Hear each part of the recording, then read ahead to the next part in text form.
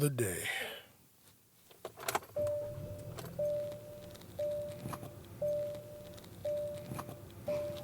All right, let's ride.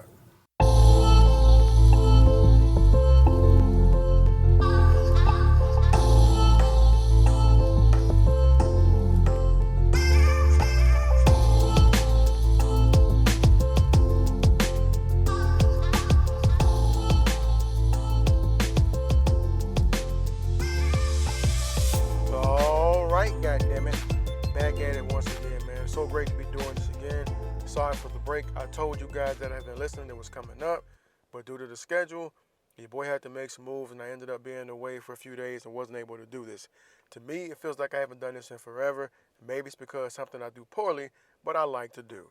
I really enjoy this, and even though I'm not very good at it, in my own opinion, you may think different, I still like to do it. Because why? Because I just don't care. I got to do me. And just to let you guys know, I don't think this is going to be the last one, but it may, due to me moving to Japan. That's right, I'm moving to the land of the rising sun in the next few days, and I'm not sure how my schedule is going to be when I get there. So hopefully, once I get there, within a month or two, I can get situated and set up so that I can do this again, because I really enjoy to do it. And for those who are listening, I would like to keep this going, and maybe somebody new will pick up on it and even go back and listen to the old ones. But it is what it is. I got to make moves the way moves got to be made. So in case this is the last one on the just in case, thank you very much for everybody who rode with me from episode 1 to where we're at now, 98. Like I always say, I'm done 91 more of these than I was expected to do, because they say the average person only does 7, and I'm already on 98. I did big things. Or however that math, I'm pretty sure I fucked that math all up in my brain. But don't worry about it. We're here now. I'm doing this. Until next time, or maybe until the next episode, who knows? I would like to start a new podcast with a homie of mine, but if I can't get it to work, I may just stick to this. And if, and when, and possibly, and if, and maybe I do that, I'll be sure to let people know if they want to go over to that one, because that one may conclude this one. It all depends on what the schedule looks like when I'm over there. But I will do my best. Now that I got all of that out of the way, I just wanted to say, being away from all the news and everything for a while was refreshing, because I was living like a damn caveman. And it's overwhelming. If you've never been in a situation where you're away from everything that's happening in the world, where you're not really on the internet, or you have the option to, but the internet is really slow, so you just really don't deal with it. You got no phones, none of that shit. If you've never been in that situation, it's terrible, but it's almost like a cleanse of all the negativity of the world. You learn to deal with people and work with people that are actually right in front of you. It's like how it was before the internet was around. So for those of us old enough to know, this is what it's like. It's like you got to call somebody, you got to walk and see where they're at. That's the type of world I was living in. That's the environment I was in. So for me, it was like a cleanse, kind of like getting back to that. But then when you get out and you miss all this technology you had around you, and you try to ease into it, there's no really easing into it. You get hit with like a tidal wave, because you got breaking news, last week news, brand new news, all type of news, shit somebody else said, shit your cousin know, your mama them, and all this stuff. All these things happening around you, and it just goes as soon as you get back. So it's like a wave, and you just got to kind of deal with it. And for a person like me who likes to watch the news and be informed, I got hit with a tidal wave. Saw all the shit about Amber Geiger, all the shit about the president of Ukraine, all these things that just got my mind like, what the hell happened in them 10 days while I wasn't around? Because believe you me, it felt like more. About to experience that all over again, but I'll be better for it. I might even need it after trying to dig through all this bullshit. But anyway, I'm going to start with the Amber Geiger shit. I don't know if I talked about it at all. I can't even remember. But when I found out the end result of the little trial, and that she only got 10 years, I was angry. I was super angry. I was angry as any self-respecting black person would be, or any self-respecting person, period, to believe that a police officer can walk into somebody else's house, not even doing any policing, and kill a man in his own house that's doing nothing wrong, and they only get 10 years. It should have shocked me. It just made me angry. It just reinforces all the negative shit about how we feel about ourselves and how we fit into the society. How we feel like, yeah, we're here, we're cool, and everything's a driving a bit, but there's always just this thing there. There's always this thing that's just there. And as soon as something like this happens, you're reminded how little you mean or how little you think that you mean. That feeling is reinforced 100% of the time. 100%. And it's just like the shit that just happened. I don't know if it happened today, a few hours ago. I want to say last night. A woman in Fort Worth. She was at home in our house. Her neighbor called the police trying to be a good neighbor because they saw her front door open. The police showed up and shot and killed her while she was in our house. At this point, I don't have a lot of details, but that's one thing I do know happened. And a lot of people are pissed off about it. A lot of people, as they should be. Now, this situation is a little bit different. The police were actually called to the scene versus a cop not going to her right place of residence, which still blows my mind. But this was different because somebody called the cops because they thought somebody may have ran in there. But I just don't understand how this happens. Did they not do like a sweep of the house to see who was in there? There could have been children in the house. You know what I mean? They could have shot a child. So for this to go down in a place where guns are glorified, and it just doesn't make sense to me with everything that's been going on. Like, how did you go in there and shoot this woman in her house? What about this woman spooked you to the point that you had to kill her? How did you not go in there and identify who was in the house? That's what I want to know. Because Texas is it's real conservative, and it's real pro-cop, it's real pro-gun, and all that shit, and pro-military, and all that shit is cool. But don't cover this shit up. If you really feel that way about gun, well, I would say about gun rights or gun control, whatever, and you really hold your police officers and your military to this higher standard, Texas, hey, and people, anybody who feels that way about the police, the military, the guns, all that shit, if you really hold it in that high esteem, these people are fucking it up for you. People like Amber Geiger and people like this, whatever fucking cop went in there and shot this woman. They are fucking it up for you. If you really hold them that high, then uphold your standard as well. Don't protect these people. Don't make excuses for them. Hey, this may have been a complete accident. Well, this person fucked up. That's a murder. It don't matter. It don't matter. If I'm out here fucking with a gun and accidentally shoot my neighbor through the wall, even though I was fucking with my gun trying to make sure it worked, and somehow I had a gun strong enough for it to shoot through and kill my neighbor, well, don't matter what my intention was. I shot a motherfucker. Killed him. It don't matter.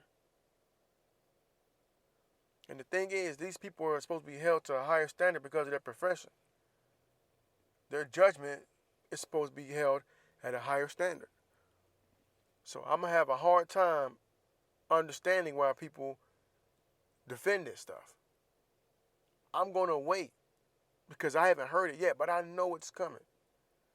I know it's coming. If people defended George Zimmerman, if people are still defending R. Kelly, if people are still defending Michael motherfucking Jackson and the shit he may have done and the situations he put himself close to over and over again, it's coming for this.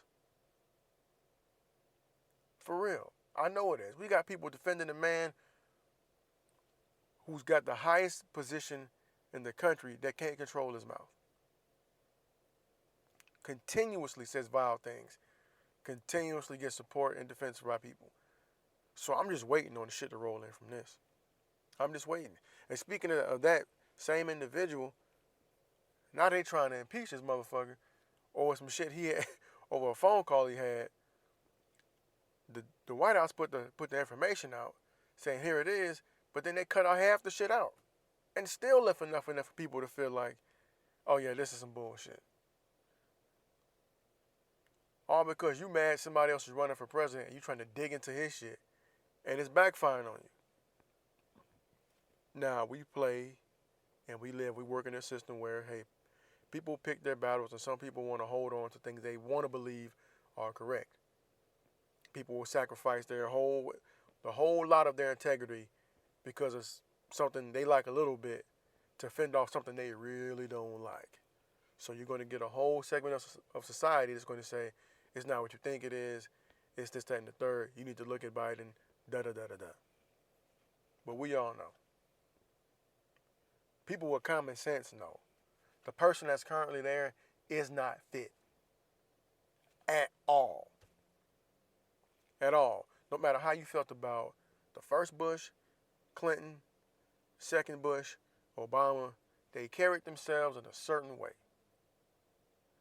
They carried themselves in a certain way to where, okay, this is the president. This individual is not anywhere near any of those gentlemen, regardless how I feel about them. You have to carry yourself a certain way. Just to be in, you should have to carry yourself a certain way just to be in that office. This man is not that. Not by a fucking long shot. Now you got Republicans, Democrats on his ass, veterans on his ass for him pulling people out of Syria. For him, what they saying is abandoning the Kurds. Now, from what my understanding is, that the Kurds are the people who helped us fight ISIS. And the Kurds are folks who just want to live how they want to live. But they got into they got on our side when we were in war in the Middle East to go fucking with ISIS. The Kurds were holding us down. We pulled support from the Kurds, pull out of northern Syria. People are pissed off. There's reports going around saying that no military was even consulted with this decision. It was just something that was done. Makes me feel like, let me look out for you, money play. What is happening around the world to the point that you just gonna go and do shit? Who owns you? That's what I want to know. Who owns you? To make you do things that appear to be with little to no thought. Yet it's continuously done and continuously supported by people who will never benefit from it. Now, if you tell me, hey, we're pulling our troops from over there because it's getting the mission we wanted to accomplish, we have accomplished, it's far too dangerous. We are going to get our folks out of there. We got drones coming to get whoever else. You tell me that, I'm cool. I'm going to chill out because I'm all for troops coming home. I'm all for troops coming home. I never want anybody to be in a situation that's full of danger where they are going in a situation where they could potentially lose their lives. I never want nobody to be in there for a prolonged amount of time. Because there's an after. And while I understand people think we still need troops there, there's an after effect to what you think needs to happen and what actually goes on. Because if we say the word troops, we don't say John Smith. We don't say Alejandro Rodriguez. We don't say Rashad Downing. We don't say names of actual human beings. I just made those names up and they sound highly racist, but my bad. I just made some names up. But the people that they call troops are actual fucking people. And they have to come back. And they have to deal with everything that went on while they were there. So if that's the reason for the troops being pulled, then I'm all for it. Like, hey, we got a better situation going on. They're not needed. Make me believe it. Make me believe it. Make it seem somewhat like strategy other than a rash decision. That's all I'm asking. Appear suitable. But, like I said, the thing that works for this individual is to appear unsuitable. And then here we are. This is the world, this is the country that we live in. And it's part of the reason that I don't feel really bad that I'm not going to be here anymore as much as I love it. I love living this Southern California lifestyle. I love being from damn Florida. And I wish I was going back there instead. But hey, money talks. You got to go where the work is sometimes. So I'm going to go over there, do my time there, and then when it's time for me to roll, or if it's time for me to stay, I'm going to stay there. I got to go experience it first. Like, I would hope that at some point get to Europe and maybe settle over there for a little bit. That is a goal of mine.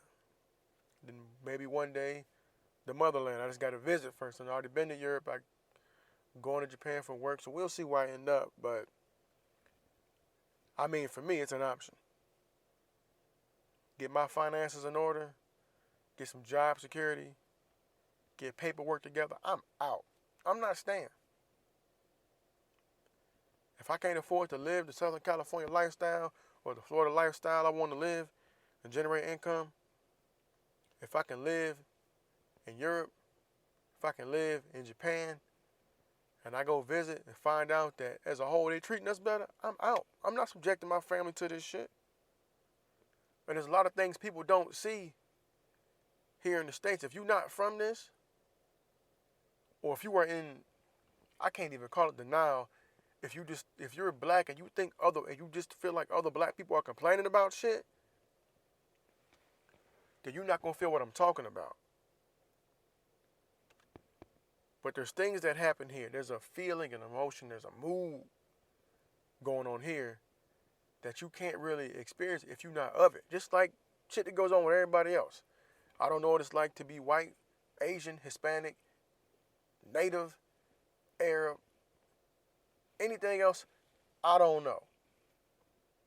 That shit ain't got nothing to do with me. I interact with everybody, but how they think and how they feel about their place or their place in this country, I can't identify with. I can be like I was around for them. I can bounce my experience off of their experience, but I can't comment on it. Can't speak on it. Sorry. I just know the things that I see in the way that things are presented in this country and the way they make me feel, whether it be good or they be bad. That's just it. This is going to be my first time living outside the country, and from everything I hear about people who spent time in Japan, they fucking loved it. It's supposed to be safe and clean. Something that anybody could use some of. And hopefully I go there and pick up some of the language, and I come back and start speaking some Japanese on the podcast, saying things like arigato, konbanwa, all that stuff. I would love to be Ichiban, you know, if that's the right way you say number one. I would love to come back and be the shit. But who knows, man? I'm just on this journey, and I wanted to say and start with things that kind of brought me into it, and that's why I got into the stuff about the politics, the news cycle, because it's crazy, and that's one of the reasons that I started, because these are the things I would think about when I was in the car by myself. I would just think about it, and I would just talk to myself internally about it. Just ask myself questions like, why do I feel this way? Why is X, Y, Z happening? And I figured, you know what, record it, man. So if this is the end, I want to start the same way. I had to challenge myself to do it, and I'm challenging myself now to continue. But if I don't, hey, man, sometimes you got to move on. But one thing I do know is that it's been fun, it's been real doing this, and I want to keep it going. So that's exactly what I'm going to do. And shout out to Simone Biles. She's got like 23 golds now, like the most decorated gymnast in history. Sounds about right. From everything I've seen, heard, or read, she's been killing shit. And who knows when she's going to stop. I don't know what's going to happen this next Olympics in Tokyo. Who knows if it's going to be her last. But hopefully she goes out on top. And if not, she had a hell of a run. She had a hell of a run. So congratulations to Simone Biles, because that milestone hasn't been there yet. It hasn't been reached yet. And she was the one to do it. And I think it's a huge accomplishment. Anybody who thinks different would have to be crazy. And speaking of a great run, there's a Kenyan man who I think they say this man ran a marathon in 2 hours.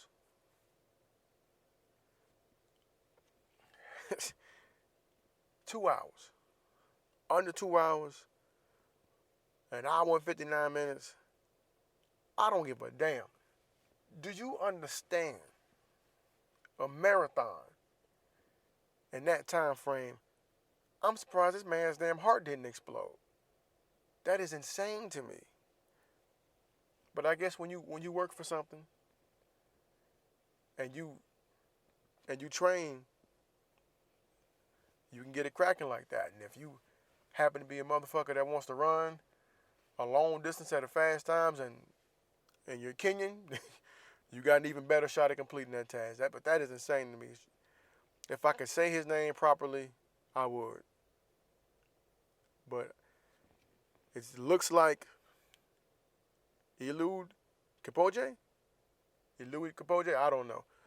I'm pretty sure I'll try to find an interview for him and post it on the No Playing This Ride Facebook page. I'll try to post it there so people can see it. But yeah, it's insane to me. One time for him, man. One time for anybody that's done something amazing like that. That's just a result of training. And it's something that we as black people need to do, man. One of the guys that's on my Facebook feed, who I don't always agree with what he said, he posted a video about a woman who was talking about the race and obesity and how racism affects her diet and her weight gain and losses, and how studies have shown that white women and black women doing the exact same diet, the black woman lost the weight at a slower rate or didn't have the same effects. And I don't know about all that shit. I really don't. I have no idea about what that shit is, about how all that works. And they say outside stressors affected the diet. And hey, to me, believable. You know what I'm saying? Okay, maybe that is it. But there is also the other side of that. What did you not do on your end? And it's not to down what she was saying, but it's like, what did you not do? And there's a lot of women. There's women in the crowd. Some of them were more heavy set, and they were clapping and agreeing. And there was other women in the crowd who were in decent shape or appeared to be in some certain type of shape, to where they wouldn't be classified as overweight or whatever, and they were clapping too. So I don't know if there's something that I'm not feeling, or if it's that same thing that I'm feeling that it would affect me the same way. I don't know. I recently lost like over 10 pounds. But the one thing I have been doing is drinking a lot more water, getting a lot more goddamn sleep. And my meal portions have been smaller. I don't know. I can't say what's going on in their lifestyle. As a black man, my job is to support black women mostly. That is something I can't comment on. But there's just all sorts of things going on in the world, and tying it back to racism or whatever. If that's what you want to do, fine. If you want to say food desert, fine. Like, to me, that explanation makes more sense. Some people don't even believe the food desert thing is the truth. And I'm like, how? I've been to bad neighborhoods and don't see shit like Whole Foods and stuff over there. And maybe the argument is that, well, if you put Whole Foods in the hood, people won't go there to eat. We don't know that, because it's not there. I do know there's corner stores full of bullshit-ass food to eat. I do know you can go get rice and beans, but a lot of people don't want to eat rice and beans every fucking day, even in the weight loss process. You eat some shit like that when you were in bodybuilding mode, to where you cut your diet down to nothing. People want to be able to eat what they want. Now, people should balance it out if they want to be healthy. But if you got a low amount of money and it's right there and it's convenient, a lot of people are going to make those mistakes and slip. Now, I'm not saying that that's what they should do, and I'm not saying that they're right, but that's what's right there. Everybody's not trying to eat black-eyed peas and beans and rice every day to lose weight. Expecting people to do that is kind of insane to me. But just because that's the situation doesn't mean you have to gain weight. I see both sides of the argument. I really do. But the guy's point was, if you can go and get your hair done and nails done and all this shit, you can afford to eat healthier. I agree. With that point, I agree. But I do think on the everyday, if the the food desert exists, like it's believed it exists, then I don't know. I'm kind of at a loss, because you got EBT and all the other shit. And because one of the things she brought up was that she's alone in the home with the kids, And I immediately went back and thought that, well, we, I know I said something about it like, well, we need men and women in our community to be more selective about who they mate with and have sex with, because the result is you end up with these beautiful black children. And sometimes, due to the relationship between the parents, these black children end up getting the short end of the stick. And because of the way things are set up, a man can't be in a household in order for the woman to be receiving the money. That man then gets cast out. Or what the man and the woman can do is make sure they're financially sound before they get into a situation where they can have a kid. There's all sorts of things that kind of need to happen, but the not operative, but the thing we have, the X factor here is what I'm going to say, a lot of times is youth and inexperience. A lot of times when these things happen, people are too young and immature to fully be aware and to fully have the amount of understanding that they need to understand what they potentially get themselves into. So when people talk about the birth rate and they talk about African Americans and then or just kids in general with teen pregnancy and all that shit, well, not teen pregnancy, they talk about the male not being in the household, especially the black male. A lot of things they don't say. One of the things they don't say is the youth part, about how it's usually when we're really young. And usually when we lack the maturity to think properly. And that's what I was thinking about when she made that statement. When she brought up the point about kids in the home and put out the... I'm like, no, don't say that. That make you sound crazy. And that's why I couldn't disagree with her. That's why I couldn't be like, yeah, you know what? Black women do have a heart. They go out and they gotta look a certain way, talk a certain way. I don't 100% feel like black people get to be their full selves in a professional setting, because our natural state of being is looked at or has been categorized as unprofessional. Okay, for some of us. So I could say outside pressures could, maybe stressors could maybe make you do some shit you wouldn't necessarily want to do. It may make you smoke that cigarette, drink that beer, eat that food, whatever. Cool. I could have rolled until she said shit like that. She had said outside stressors and food deserts and bad neighborhoods, I'm with you. But when you got to saying that she's in the household by herself with the kids, that's when I was like, okay, I can't roll. Because that's a situation you can definitely control. And I know I'm rambling, but I got a lot of shit on my mind because I wasn't around. And I'm just seeing things pop up and they haven't all necessarily been on the news. It may just be me scrolling through the Facebook feed and saying something like, okay, that's interesting. And I apologize for that. I'm not really on my game, but I don't really got a lot of time to do this with y'all. I got to pack up shit, spend time with the fam bam, and that's something I'm not doing right now while I'm sitting here talking to y'all. But it's something I feel like I got to do until I can get to a spot where I can do this on a regular basis. So my bad.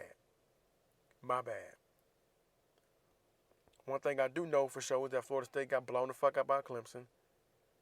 But on a high note, the Gators also got beat too. So I don't feel that bad. My nose are 3-3. And hopefully we can end the season above 500. And that's really all sports-wise I gave a fuck about this weekend. I know the Jags lost, like the Bears lost. I think the Yanks are doing okay. And preseason basketball, I seen Kyrie got hurt like in the first minute of a game and he sat out. Other than that, I ain't seen shit. My sole focus has been getting music to listen to and movies to watch while I'm away, and I don't have access to all my dope shit. So if you're not watching Peaky Blinders, you need your ass whooped. Wale has a new album out. Listen to that, or you need your ass whooped. And if you like R&B, there's a young man by the name of Sir who has an album called Chasing Summer. Album's great. It's a really good album. I'm not the biggest R&B person. I am slowly going that way to incorporate more of that into my life, because why not? Can't always blast rap music when you got little kids around, and I don't want to really introduce my youngest to that. They ain't got to be around it. But I'm excited for some of these projects that came out, especially for the Wale. I know Young and May got a project out, and Currency, Trademark, and Roddy got a project out. Also, my man Casanova from Brooklyn got a project out. So I got a lot to listen to, man. New podcasts, new shows. I'm watching, like I said, Peaky Blinders. I'm watching Electric Dreams on Amazon Prime. and Top Boy just came back out. So I got a lot of stuff I got to catch up on, man, and a lot of things to do before I move, like go home and pack. And right now, I'm going to take my black ass home and spend time with my family before I got to be out of here in a couple of days. So, as always, forgive me for rambling. It's been real. It's been chill. And I hope I continue to do this. But if not, I appreciate all the time you've dumped into listening to me talk about random shit. I can only say I appreciate it. Thank you for those who supported me while I was doing this. Thank you for those who encouraged me to keep doing it when I thought I should quit. And if you ain't heard this yet, or you're not a fan, go back and listen to some other shit or whatever. At this point, I'm just rambling. I don't know what I'm saying. But I do thank you for your time. I do appreciate all the support I got. And hopefully I can do this again. And hopefully I can still make that other podcast. It's a dream. I don't know. But anyway, man, y'all be real. Y'all be chill out there, man. It's been a blast.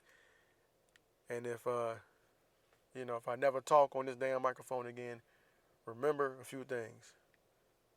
Learn something new every day. Change the world, starting with yourself. That's what I'm doing now. Trying to change the world, start with myself. That way I can have my little umbrella of people who buy into the things I tell them, and then they improve upon it by telling me, hey, that didn't work, but this worked. And then we spread the umbrella, and we create positive vibrations throughout the universe, because that's what I want. So, do good things, and hopefully good things come back. Remember, black people especially, read, drink water, do cardio, make time for friends and family, and chill. And I guarantee you will improve your life. I promise. I don't give a damn if you read an article. I don't care if you're reading a book, magazine, read. Exercise that muscle. I just got back into reading the book, and it opened my mind to some shit because it was something I would have never read before. But just read. Pick up a book and read it. Just do something different. Get away from everything for a little while. Drink water, drink water, drink water. I promise you will feel better throughout the day. And do some damn cardio. The weights is cool. But the older you get, you need to do more cardio. I'm only telling you this as a person that's recently lost a decent amount of weight. And I plan on continuing that. Do cardio. It's good for you. That's it, man. That's all I got. Y'all be chill. Don't kill, like I almost said. But y'all be chill. Be trill, be real. Be cool, be smooth, all that good shit. One life, one love. All the above. Too well built. Still smoother than silk dipped in milk. Y'all know how shit go.